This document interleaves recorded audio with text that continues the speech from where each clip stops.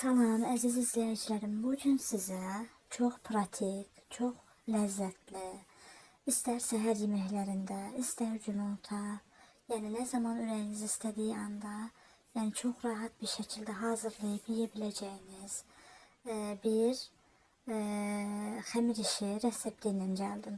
Buna türklərdə qatmer deyirlər, amma Azərbaycanda yağlım olaraq yəni bilinir.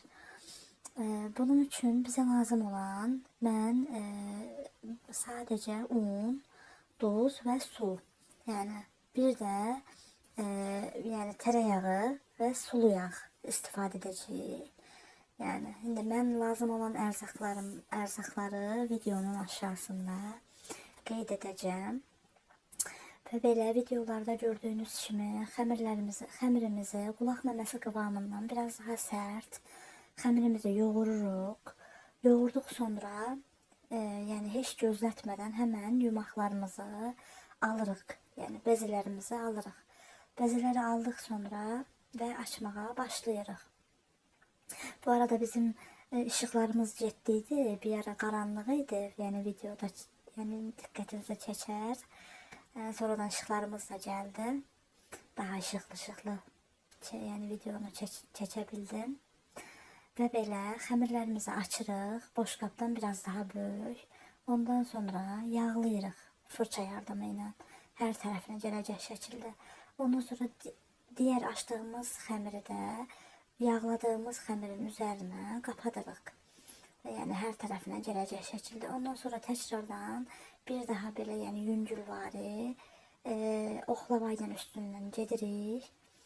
Yəni biraz daha incəlsin və hər tərəfinə yağ yəni gəlsin də. Ondan sonra həm yəni o üstünə əlavə etdiyimiz qoyduğumuz bezinin də üzərinə yenə belə gördüyünüz kimi tərəyağı əlavə edirəm. Fırça yardımı ilə də hər tərəfinə sürtürəm və onu rulo halına gətirirəm. Yəni baxın videolarda diqqətlə baxarsanız yəni görə bilərsiniz. Baxın belə yəni bükərək bunu rulo halına gətirirəm. Və gətirdik sonra çalışın ki bu ən sonda qalan qatı içinə düşsün. Yəni çöl tərəfinə gəlməsin.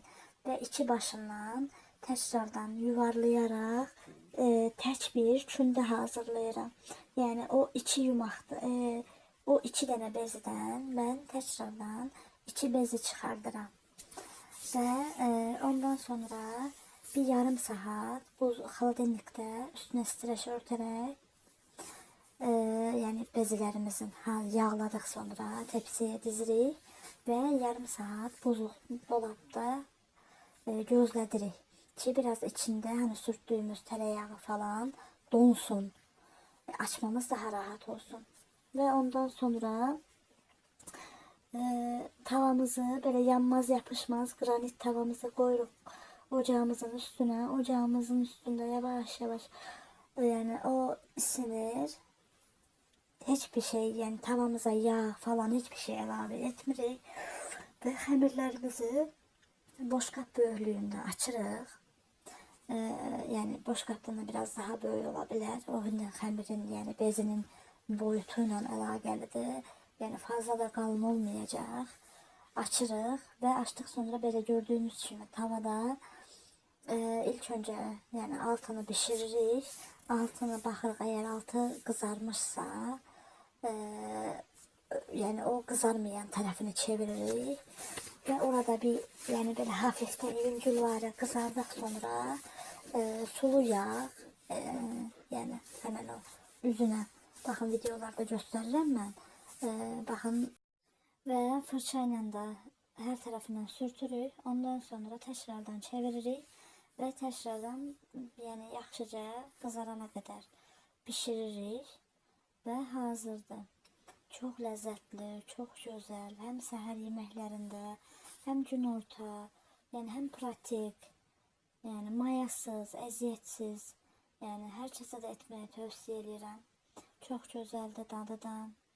Yani çok qəşəng, tel edəcək olanlara nuş olsun. Beni takip etmeyi unutmayın.